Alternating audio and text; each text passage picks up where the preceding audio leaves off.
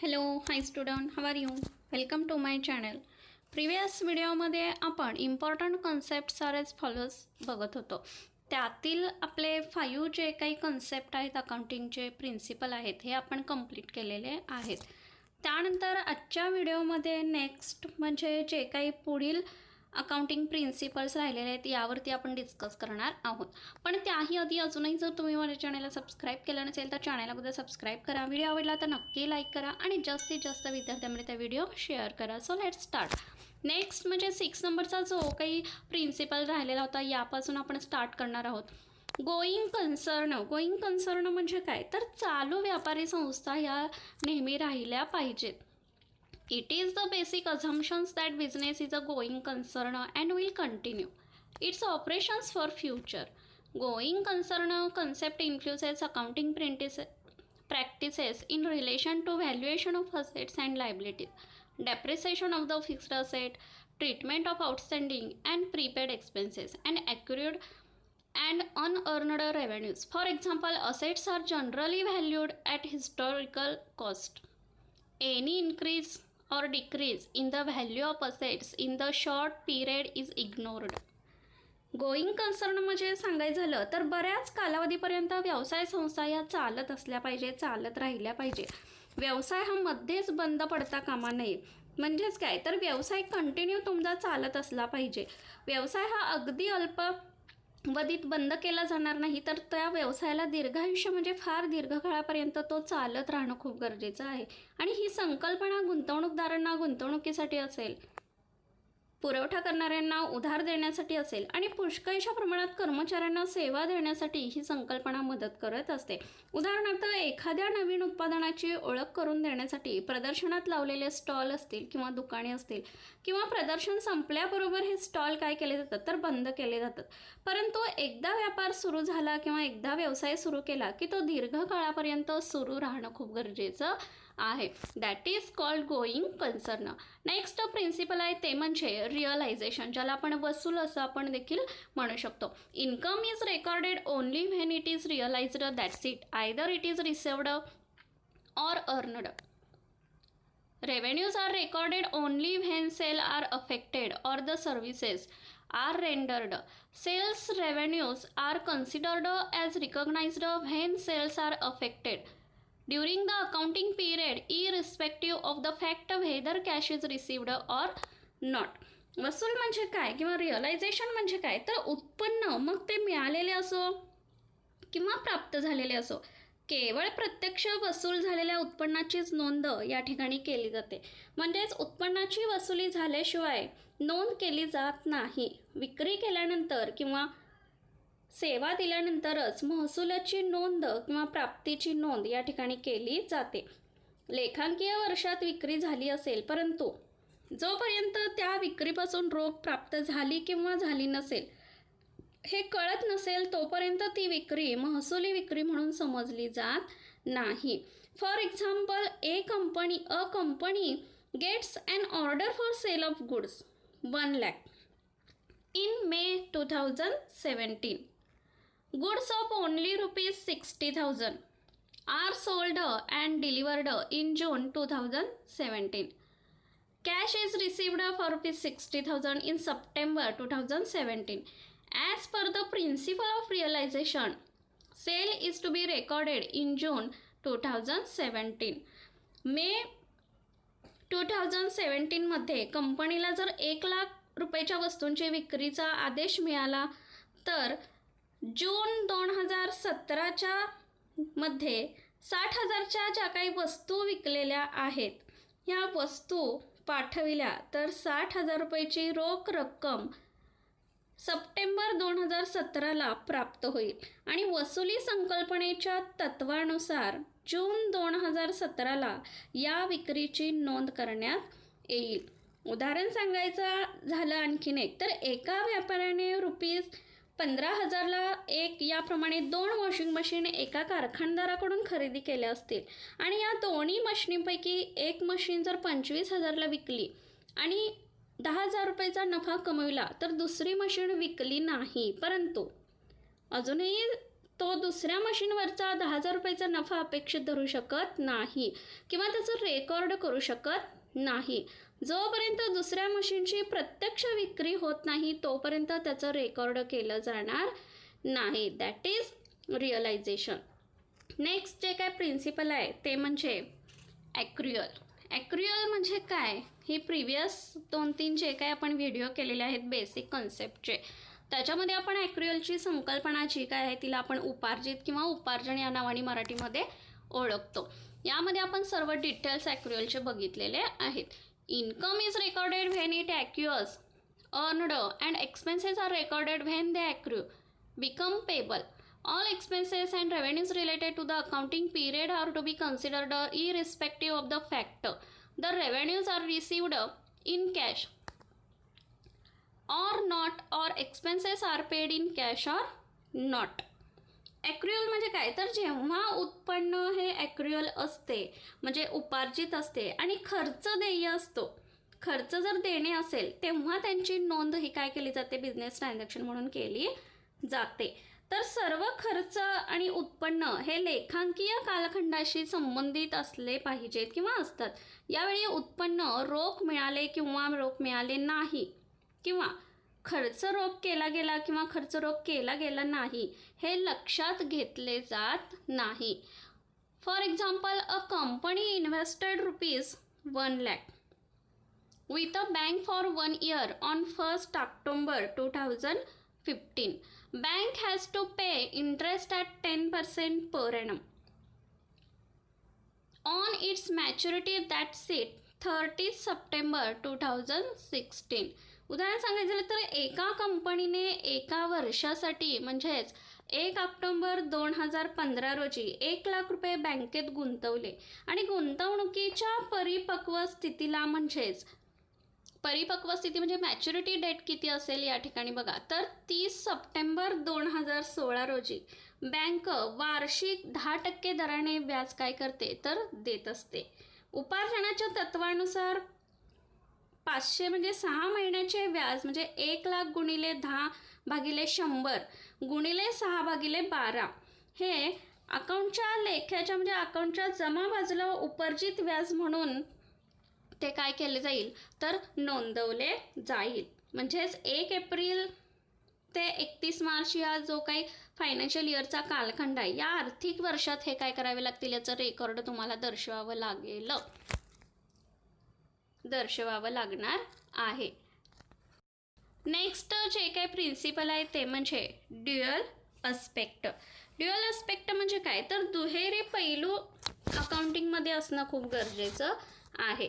According to this concept, every transaction or event has two aspects. That's it, dual effect. For example, when Akshay starts a business with cash ₹5 lakh, on one hand, the business gets cash ₹5 lakh, and on the other hand, a liability arises. That is, the business has to pay Akshay a sum of ₹5 lakh. This is the concept which recognizes the fact that for every debit there is a corresponding and equal credit. This is the basis of the entire system of double entry bookkeeping.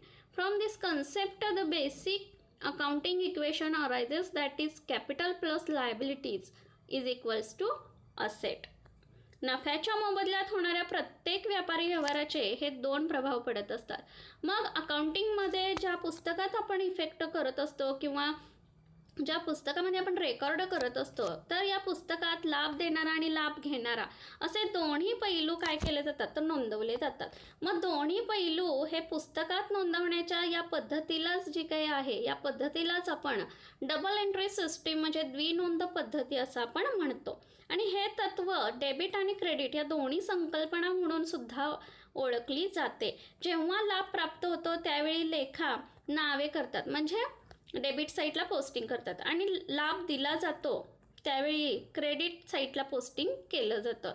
उदाहरणार्थ व्यावसायिकाने 5 लाख रुपये व्यापारात गुंतवले आणि एका बाजूने विचार केल्यास व्यापाराला संपत्ती म्हणजे असेट 5 लाख रुपये मिळाली आणि दुसरी बाजू व्यापार म्हणजे 5 लाख व्यावसायिकाचे भांडवल म्हणून देणे लागत असतो. आणि अशा रीतीने पुस्तकात ज्या वेळेला डेबिट आणि क्रेडिट ह्या बाजू सारख्या होतील त्यावेळेला त्या मेथडला आपण काय म्हणतोय तर डबल एंट्री सिस्टीम किंवा द्विनोंद पद्धत असं आपण म्हणतो. नेक्स्ट जे काही प्रिन्सिपल आहे ते म्हणजे डिस्क्लोजर, ज्याला आपण प्रकटीकरण म्हणतो. The accounts must disclose all material information. The accounting report should disclose full and fair information to the related parties. The financial position and performance should be disclosed very honestly to all the users. The financial position means the balance sheet of the business and financial performance means business results in terms of profits or losses and income and expenses in profit and loss account. All the information disclosed should be relevant, reliable, comparable and understood by all the concerned authorities. लेख्यांनी सर्व महत्त्वाची जी काही माहिती आहे ही महत्त्वाची माहिती प्रथम उघड केली पाहिजे आणि सर्व संबंधित पक्षांना असेल संपूर्ण वस्तुस्थितीची माहिती ही प्रकट करणारे लेखांकीय अहवाल असणं खूप गरजेचं आहे. व्यापाराची आर्थिक स्थिती आणि व्यावसायिक आर्थिक कृती अगदी प्रामाणिकपणे लेखांकनाचा उपयोग करणाऱ्या समोर ही उघड झाली पाहिजे. आणि आर्थिक स्थिती म्हणजेच व्यवसायाची जी काय बॅलन्स शीट आहे ही बॅलन्स शीट आणि आर्थिक कृती म्हणजे नफा तोटा लेखातील म्हणजे ज्याला आपण प्रॉफिट अँड लॉस अकाउंट म्हणतो.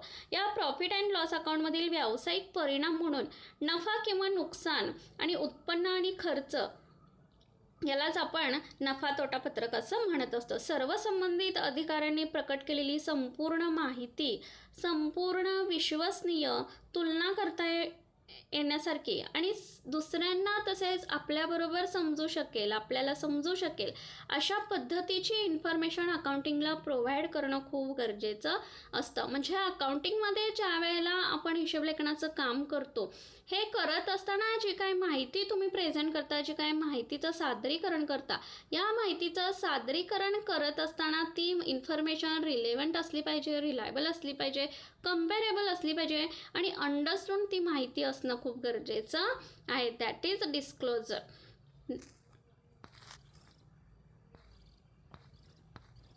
नेक्स्ट जे काही प्रिन्सिपल आहे ते म्हणजे मटेरियबिलिटी, ज्याला आपण महत्त्वपूर्णता असं म्हणतो.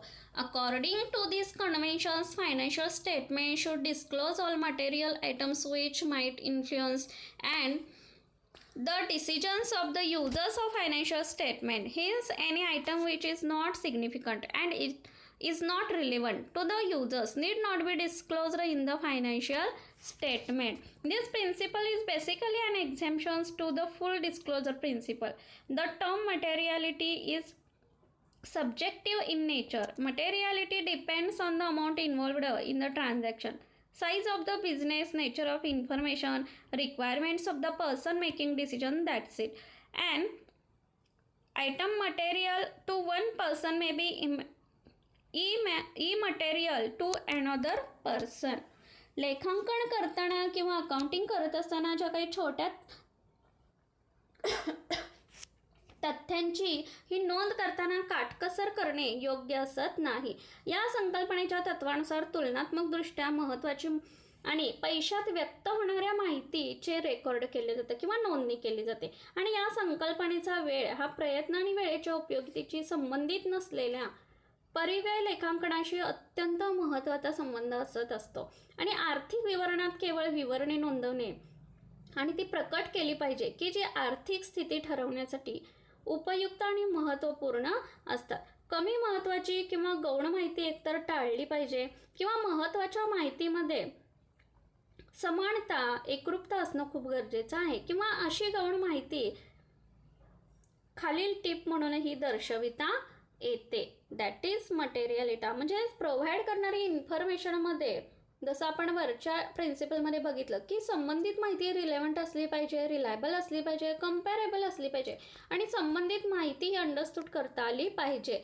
त्याचप्रमाणे गौण जी काही माहिती आहे, गौण माहिती, अवास्तव माहितीचं रेकॉर्ड करणं हे प्रथम टाळलं पाहिजे. प्रोव्हाइड करत असताना किंवा अकाउंटिंग करत असताना ही जी काही माहिती आहे ही माहितीमध्ये विश्वसनीयता असली पाहिजे, समर्पकता असली पाहिजे, तुलना करता आली पाहिजे आणि विशेष म्हणजे समजून घेता आली पाहिजे. नेक्स्ट जे काही प्रिन्सिपल आहे ते म्हणजे मॅचिंग कन्सेप्ट, जुळवणीचे तत्व. According to this concept, revenues during an accounting period are matched with expenses incurred during that period to earn the revenue during the period. This concept is based on accrual concept and periodicity concept. Periodicity concept fixes the time frame for measuring performance and determining financial status. लेखांकीय वर्षात झालेला जे काही खर्च आहे त्या खर्चाची जुळवणी प्राप्तीशी म्हणजे उत्पन्नाशी जुळवणी करता आली पाहिजे आणि मान्यता प्राप्त काळात ती करणं गरजेचं आहे. जसे जर विशिष्ट कालखंडातील वस्तू ही विक्रीचे मान्यता प्राप्त उत्पन्न आहे आणि त्या कालखंडात विक्रीमध्ये वस्तूची किंमत ही सुद्धा आकारली गेली पाहिजे.